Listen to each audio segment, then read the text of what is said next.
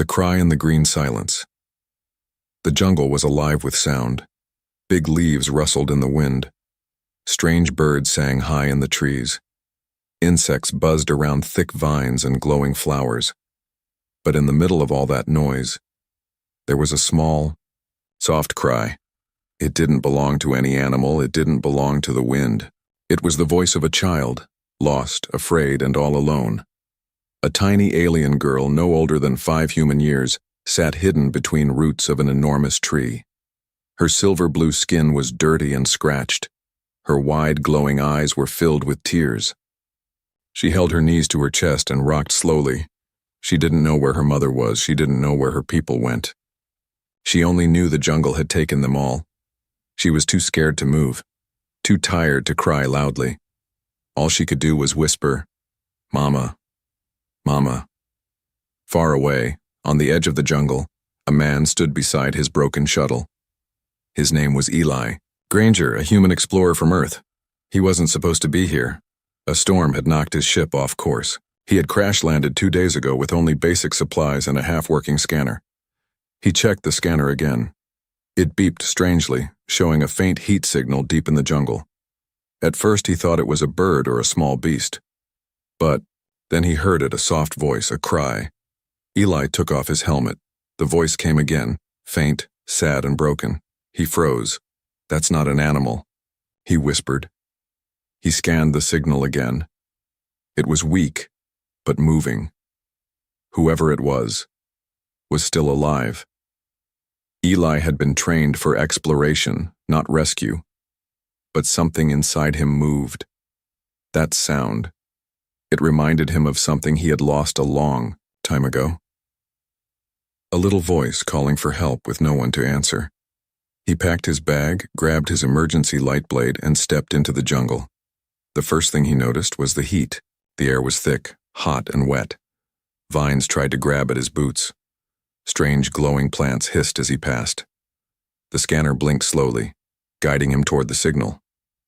An hour passed, then 2. Suddenly, the jungle went quiet. The birds stopped, singing. The insects disappeared. Even the wind held its breath. Eli crouched low and held his breath. Something was near. A rustle. A growl. From the shadows, a creature stepped out. It had 6 legs, black eyes, and teeth like broken glass. A jungle predator. A Nizra beast. Eli didn't move. But just as the beast sniffed the air, the cry came again, louder this time, closer. The beast turned its head.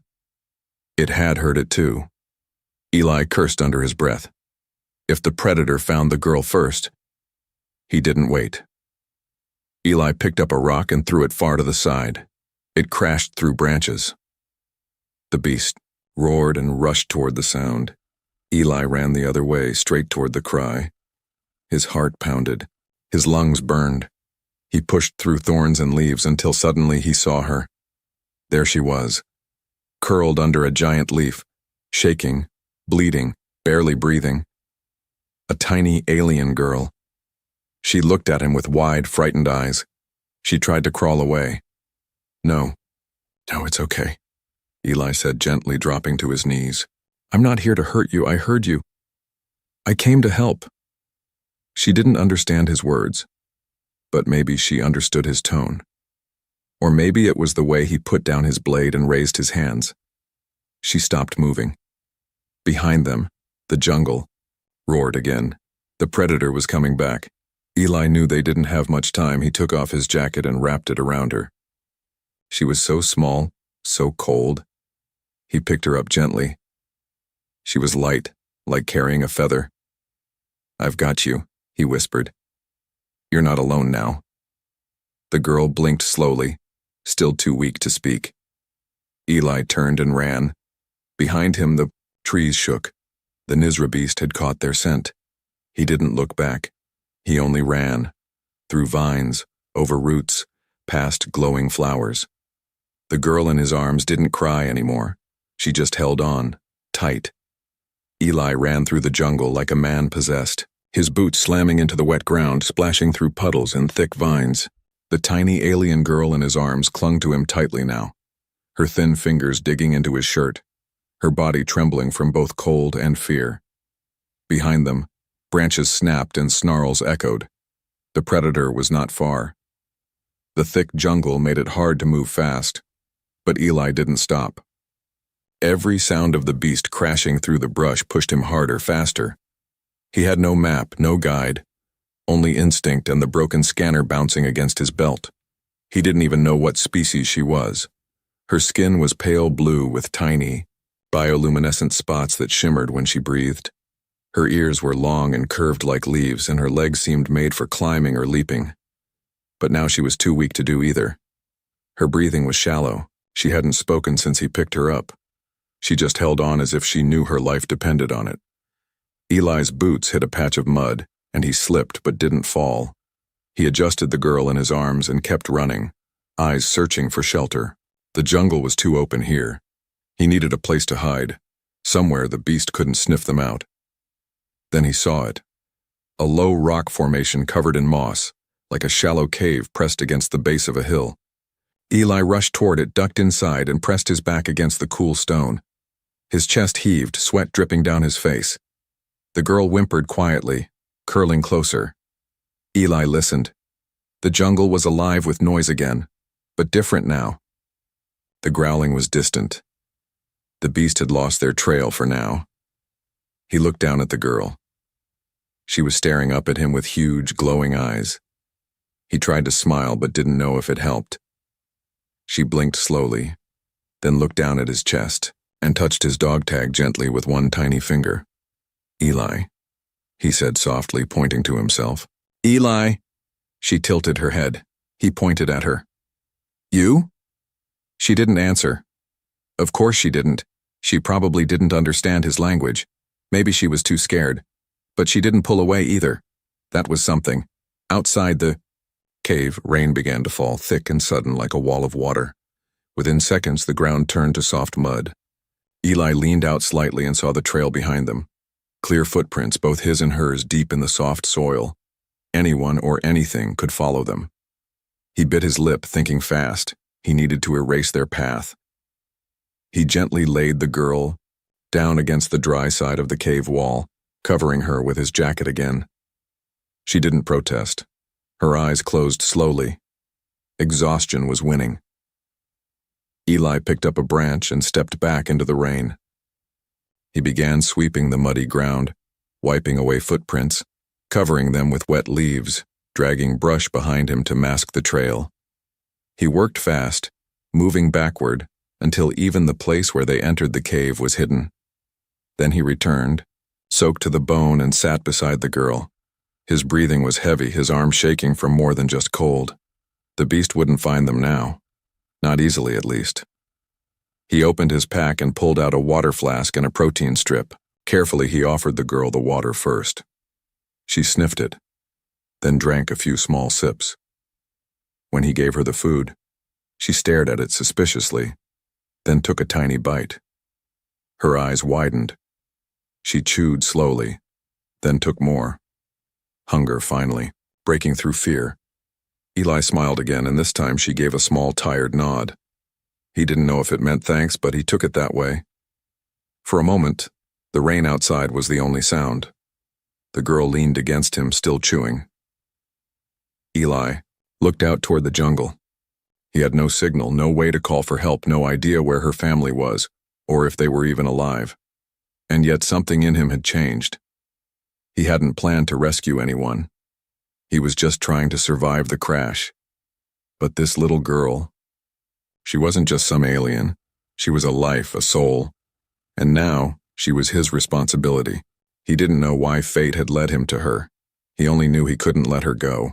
She had no one else. And the way she looked at him, like he was the only safe thing left in the universe, told him all he needed to know. She needed him. And maybe, just maybe, he needed her too. The girl suddenly touched his arm gently. She whispered something in her language, soft and musical. He didn't understand the words, but the tone, it sounded like hope. For the first time, her eyes didn't look lost. They looked at him like he mattered. And in that green silence, Filled only by the sound of falling rain, Eli made a quiet promise. "I'll protect you, no matter what." The next morning, the jungle was quiet again. Mist floated above the ground like low clouds, and tiny insects danced in the sunbeams that cut through the thick green leaves. Eli opened his eyes slowly. His back ached from sleeping against the cold stone wall, but the warmth of the little alien girl still pressed against his side. She was curled beneath his jacket, fast asleep, her small chest rising and falling gently. For a moment, Eli didn't move. He just watched her.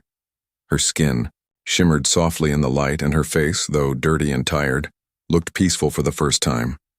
He didn't know her name or her story, but he knew she trusted him now. That meant more than words. After a few minutes, Eli stood and stretched quietly. He didn't want to wake her, but he had to make a plan. They couldn't stay in the shallow cave for long. If the predator came back, or worse, if others were tracking her, they needed to keep moving. He scanned the jungle beyond the trees. The air still felt heavy, but it wasn't raining anymore. The leaves dripped softly, and the muddy ground squished beneath his boots. He activated his scanner again. It flickered weakly, then showed a new signal nearby. It wasn't strong, but it was something. Maybe a heat trace, maybe old. But something had moved not far from here. Eli frowned. Could be danger, or it could be a clue. He returned to the cave, knelt beside the girl, and gently touched her shoulder. She stirred, then slowly opened her eyes. At first, she looked scared again, but when she saw his face, she relaxed. Eli offered her the last bite of protein from his pack and some water. She took it carefully, her hands still trembling. After eating, she looked at him curiously, then pointed at herself. "Lyra," she said softly. Her voice was like a whisper on the wind. Eli blinked, surprised. He pointed at her. "Lyra?" She nodded. That was her name. "Lyra," he repeated, smiling a little. "Okay, Lyra." He stood and held out his hand. She looked at it for a moment, then took it. Together, they stepped out of the cave and into the jungle. Eli led the way, keeping his scanner ready. They walked slowly, carefully, staying away from thick brush and large animal tracks. The jungle was alive again. Bright birds flew overhead, and distant howls echoed now and then. But they kept going. Every few minutes, Eli checked the scanner. The signal grew stronger. He didn't know what it was, but they were getting closer. Then he saw it. A giant tree had fallen across a muddy clearing. Its massive roots had been torn from the earth like a giant hand had ripped it down. Vines hung from the broken trunk, and around it were signs of a struggle. Deep claw marks in the bark, burn patches in the grass, and broken branches everywhere. Eli crouched and looked closer. Blood. Not much, but fresh. And something else. A small blanket, half buried in the mud. Blue and silver. Eli's breath caught in his throat. He reached down and pulled it free. The soft fabric shimmered in the light. Alien material, light and warm. Lyra gasped when she saw it.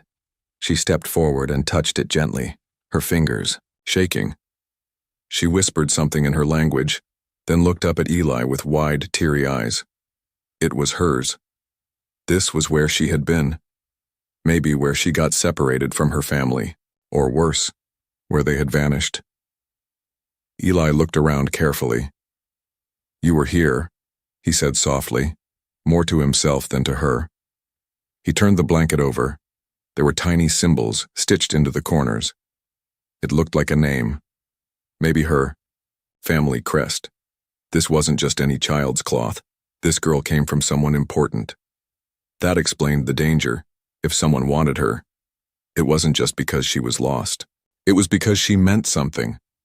Suddenly, Lyra ran a few steps forward and stopped beside a tree.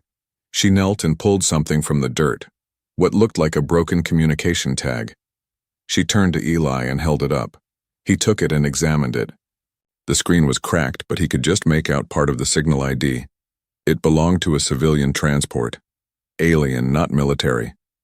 That meant she wasn't part of a combat mission. She was a passenger. Maybe her whole family was. Then came the sound that made his blood run cold. A high-pitched whistle, not natural, not jungle-made. It was a drone. Surveillance. Eli grabbed Lyra and crouched low.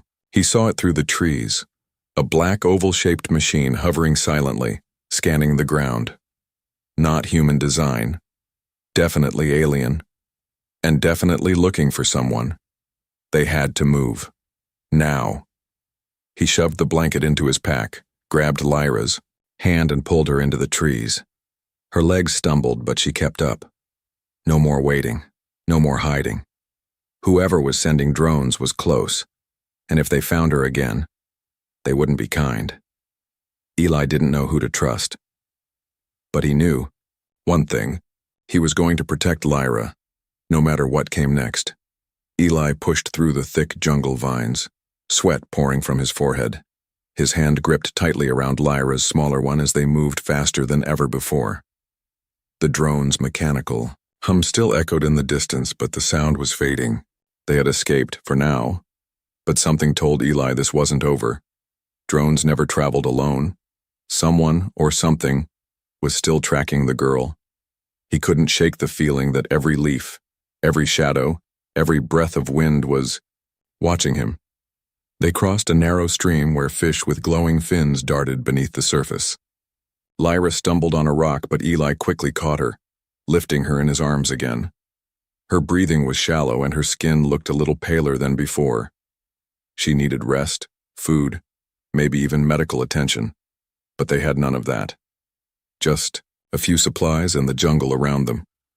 Eli spotted a large rock formation ahead, one with wide roots and natural shelter underneath. He decided they'd stop there for a few minutes. He laid Lyra down gently on a soft patch of moss, letting her rest while he checked the surroundings. There was no drone in sight, and the jungle sounds had returned. But just as he began to relax, a low growl rippled through the trees. Not mechanical, not a drone. Something alive. Something hunting. Eli froze. He turned his head slowly, and there it was, at the edge of the clearing. A predator. Its eyes were like two burning coals glowing, yellow through the shadows. It stood twice as tall as Eli, with 4 muscular legs and 2 upper limbs that resembled arms, long and spiked. Its skin was dark green, covered in armored plates, and its mouth was filled with rows of jagged teeth. It was the same type of beast from before, a Nizra, or maybe a stronger one. But this time it wasn't chasing noise. It was staring directly at Eli and Lyra. Eli didn't have time to think. He grabbed his blade from his belt, activated the energy edge, and stepped in front of Lyra. "Stay down," he whispered. She clutched his jacket, eyes wide, heart pounding. The beast let out a deep guttural snarl and stepped forward, one claw slicing into the dirt. Its nose twitched. It had caught her scent, and it wasn't going to stop. Eli shouted and swung the blade in a wide arc, sending a flash of blue light across the ground. The beast recoiled slightly but didn't run. It circled them slowly, low and ready to strike. Eli moved with it, keeping himself between the monster and the girl. He knew one mistake, one slip, and it would pounce. The Nizra lunged, Eli jumped. To the side, blade slashing. Sparks flew as the energy edge hit the beast's armored shoulder. It howled in pain but didn't fall. It spun quickly and struck back, claws swiping at Eli's chest. He ducked, rolled, and came up swinging again. This time he hit softer flesh, cutting just beneath the jaw. Blood sprayed onto the grass. The Nizra roared and charged again, but Eli didn't back down.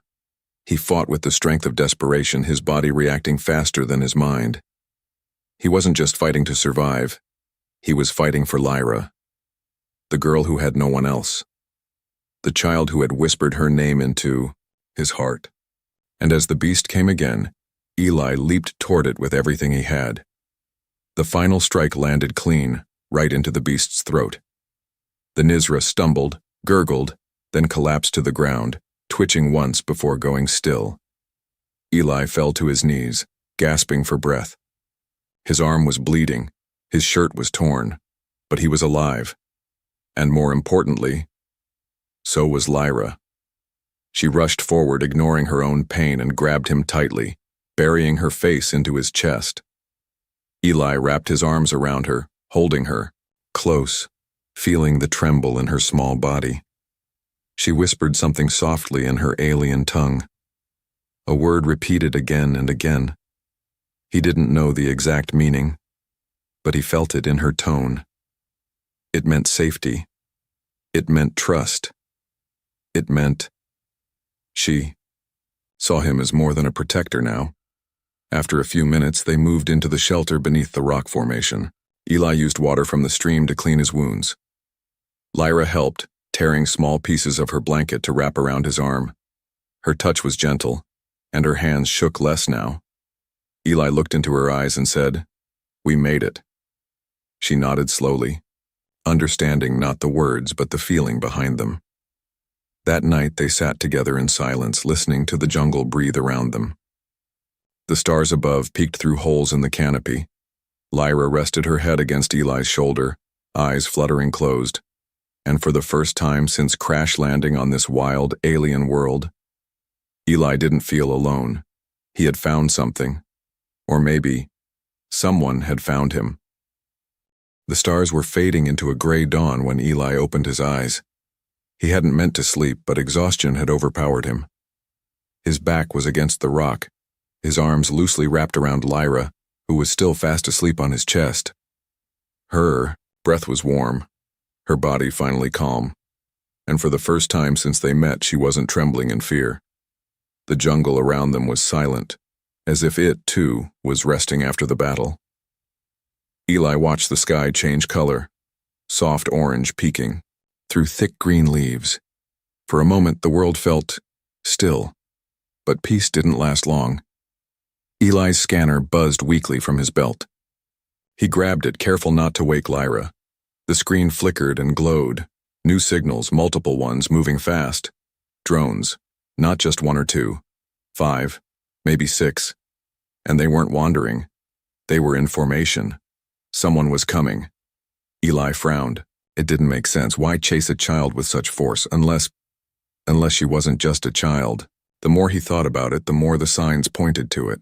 Her strange clothes, the soft shimmer in her skin, the broken communication tag that showed high-level transport ID. Whoever she wasn't average. Someone powerful wanted her back, or wanted her gone. Lyra stirred, rubbing her eyes. When she looked up at Eli, her face lit up like morning light through dew. She smiled softly, then whispered something. One word. She placed her hand on his chest as she said it again. Honori. Eli blinked. Honori? He pointed to himself. She nodded. Honori. He didn't know what it meant, but something in her voice made his chest tighten. Her eyes looked at him not with fear, but with meaning. What are you calling me, little one? He whispered, brushing a leaf from her hair. Lyra sat up slowly and pointed at her heart, then back to him. Honori, she said again, then held his hand in both of hers. Her fingers were so small, but the gesture was full of emotion. Eli didn't understand the word, but in that moment it didn't matter. Whatever Honori meant, it was a name of honor, a name of trust, maybe even of love. His throat felt dry. He hadn't been called anything with meaning in years. Out here, on missions, people only saw rank, titles, or orders. But this little girl lost and hunted saw him, not as a soldier, not as a stranger, but as someone worth holding on to. Before he could respond, the jungle shook faintly. A low hum began to rise, distant but growing louder. The drones were getting closer. Eli jumped into action.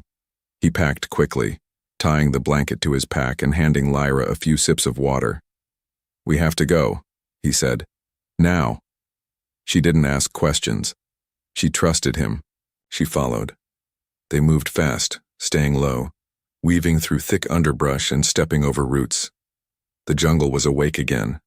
Birds flew overhead in sudden bursts, and monkey-like creatures screamed warnings through the trees. The sound of engines grew louder behind them. The drones were spreading out, scanning, hunting. Eli checked the scanner again. There was a narrow ridge ahead.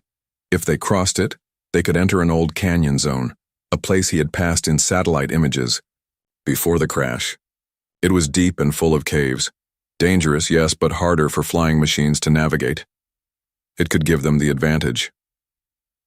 They climbed a steep hill, Eli pulling Lyra up by the hand. Her legs were shaking, but she didn't complain. She didn't slow down. She just looked up at him, trusting. At the top of the ridge, Eli turned around. The sky behind them shimmered with silver dots. Drones, silent and scanning. Too many. Too fast. He ducked and led Lyra down the other side of the hill, slipping through vines and loose rocks. One misstep, and they would fall. But there was no time to be careful. Below them, the jungle turned darker. Colder, but safer. Suddenly, a loud beep pierced the air. The scanner in his bag was locked onto. One of the drones had pinged his location. No, Eli muttered, throwing the device into a bush. It was already too late. Behind them, a sharp noise cracked through the air. A drone dropped from the sky, firing a red beam that scorched the earth. Beside them, Lyra screamed. Eli shielded her and ran. The canyon was just ahead. A few more steps. They jumped. Rolling down a short rocky slope, Eli kept Lyra in his arms, using his own body to shield her from the sharp edges. They landed hard. His arm throbbed, but they were alive. Above them, the drone circled once, then retreated, waiting for backup. Eli looked around. They were inside the canyon now, surrounded by high stone walls, deep shadows, and strange glowing plants. Safe. For the moment. Lyra sat up and touched his face gently. "Honori," she whispered again. And this time, Eli placed his hand on hers and answered, "Yes, I'm your Honori." The canyon was darker than Eli expected. The stone, walls on both sides rose high above, covered in twisting moss and sharp vines. Faint light trickled through cracks above, turning the air cold and strange. Echoes of distant sounds bounced off the walls. His own breath, Lyra's quiet steps, and somewhere behind them, the metallic whir of hunting machines. They had escaped, the drone's direct sight, but not for long. Eli knew the canyon only bought them time. Time to think. Time to understand who she really was. He stopped at a wide stone overhang, where thick roots grew into the wall like claws. It was dry and hidden, and from there, they could rest without being seen from above. Lyra sank to the ground, breathing heavily. Her tiny feet were bruised, her silver-blue skin smudged with dust. She leaned against the stone, eyes half closed. Eli knelt beside her, placing his jacket around her shoulders. She looked up at him, her lips forming the word again. Honori. That word, that name, kept coming. Every time she said it, something stirred in his chest. He needed answers. Eli pulled out the broken comm tag they had found near the fallen tree. The screen blinked faintly, showing a damaged crest. He stared at it, trying to recall the symbols. They weren't just any alien writing. He had seen something like this once before, during a peace summit between the Earth Coalition and the Anzara Alliance, one of the most ancient alien dynasties in the quadrant. The crest belonged to them, royal blood. Lyra wasn't just a passenger on a civilian ship, she was someone important. Suddenly, the pieces began to fit. The drone formations, the wild predator with tracking implants in its ear, the number of hunters all too focused for just one lost girl. Lyra wasn't missing. She was targeted, and not by mistake. Someone wanted her gone. Eli looked at her again, more closely. Her small face, her glowing skin, her narrow markings. He remembered, now. The Anzara family line had a rare biological trait. When frightened, their markings glowed with soft pulses like breathing lights. Lyra had done exactly that in the jungle. She wasn't just a child, she was a princess. He whispered the word aloud. Princess. Lyra blinked slowly, then nodded, not fully understanding the language but feeling something in his voice. Eli leaned back against the stone, heart racing. If she really was the last of the royal line, then the situation was even worse than he thought. That shipwreck? It hadn't been an accident. It was likely sabotage. A silent coup. Someone wanted to erase her completely. No trial, no announcement. Just disappear her into the wild and let the beasts or the jungle finish the job. But they hadn't counted on one thing: that a human would hear her voice and follow. Eli stood up and scanned the canyon again. Somewhere out there, people were still hunting her. Maybe mercenaries, maybe someone inside the royal court. He didn't know who, but it didn't matter anymore. He'd already made his choice. He wasn't going to hand her over, not to anyone. Lyra was more than just a mission now. She was a living, breathing child. And she had chosen him. Suddenly, a low beep came from the comm tag. Eli raised it in surprise. It wasn't just broken, it was broadcasting. He tapped the side, and a weak message played back. A woman's voice crackled through. Transport. Under attack. Repeat. Vessel going down. Sabotage. Protect the air. The message ended. Eli's jaw tightened. That confirmed it. Sabotage. The Anzara transport had been taken down on purpose, and Lyra had survived by some miracle. Hidden, during the chaos, protected by someone. Maybe a royal guard who never made it. She must have run, scared, alone, until the jungle swallowed her up, and now she had nothing. No family, no allies, just him. He knelt again beside her and took her hand. Lyra, he said gently, I know who you are now. You're not just a little girl, you're someone special. But listen, I don't care what title they gave you, you're still you, and I'll protect you. She tilted her head. Eli placed her hand on his chest again. Honori, if that's who you say I am, then I'll be that for you. She smiled. Suddenly, the canyon rumbled. Rocks shifted from above. Eli's head snapped up. Footsteps. Heavy, slow, methodical. Not machines this time. Soldiers. Shadowed figures moved on the high edge of the canyon wall. They had armor, long rifles, and scanning visors. Eli quickly pulled Lyra against the rock, covering her mouth gently. She didn't scream. She simply clung to him. The soldiers spoke in harsh tones, scanning the area. One of them held a data pad, probably linked to the drones. They were close. Too close. Eli knew they couldn't stay here much longer. They had to move again. Deeper into the canyon, into the unknown. He looked at Lyra, her eyes wide but brave. He gave her a small nod. We run together, he whispered, and she nodded back. Eli ran through the winding canyon, his boots slamming against stone, the sound echoing like thunder around them. He didn't dare look back. The soldiers were close, too close. Their voices shouted across the canyon walls, and energy blasts burned past Eli's head, missing by inches.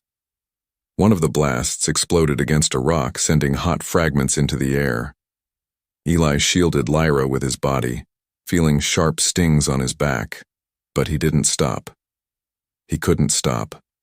Not now, not after coming this far. Lyra was holding his hand tightly, her small fingers wrapped around his with such strength that it didn't feel like a child holding on anymore.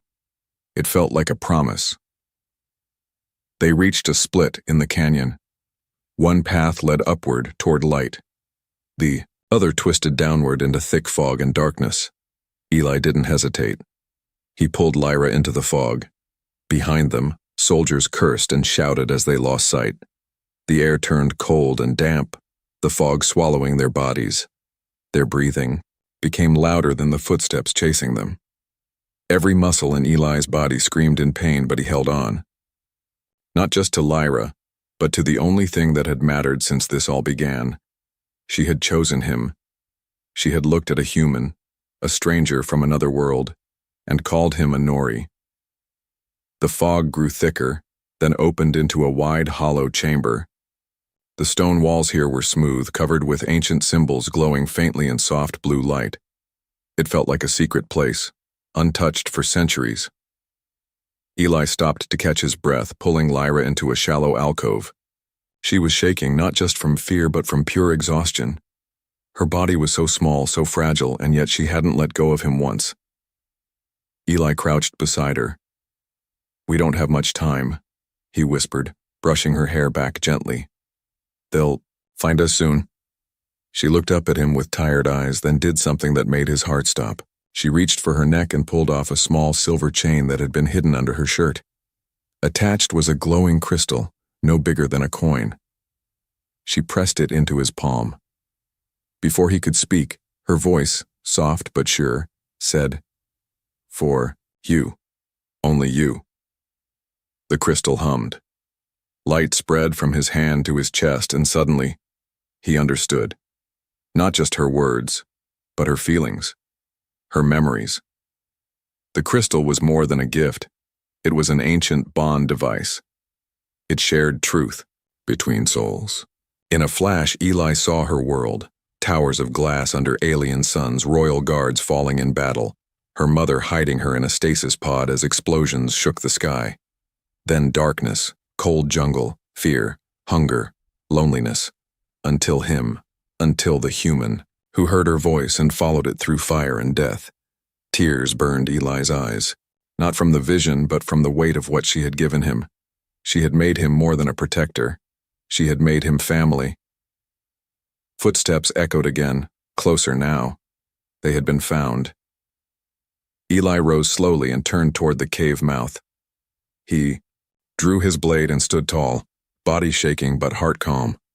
He would fight every last one of them if he had to. He would not let them take her. Not now. Not ever. But as the first soldier stepped into the glowing chamber, something strange happened. Lyra stood. She stepped out from behind Eli, still holding his hand, and spoke in her own tongue, loud, clear, and royal. Her voice echoed off the eye, walls like wind through a temple. The soldiers froze. Even through their visors, Eli could see their eyes widen. She had declared herself. The heir of the Anzara, not a rumor, not a ghost, but alive. Present. Standing. For a moment, silence held the canyon. Then one soldier dropped to one knee, then another, and another, until all of them bowed. Eli stared, stunned. Lyra squeezed his hand. He looked at her. She looked at him. No fear, no more running. She had taken back her place, not just as a child, but as a leader. Later that day, a ship from the royal fleet arrived. The soldiers had called it in once they confirmed her identity. The ship was sleek and dark silver, bearing the true royal symbol. Inside, medics and royal aides came rushing forward, trying to separate Eli from her. But she didn't let go, not even when the guards tried to take her gently. She held Eli's hand and shouted something loud and firm. The guards stopped. "One of our," the aides translated. "She says you are her Anori. That means life bond in her culture. A soul chosen in time of death. She wants you, beside her, always." Eli looked down at her. "You sure about this, little one?" She didn't answer with words. She just smiled and held his hand tighter.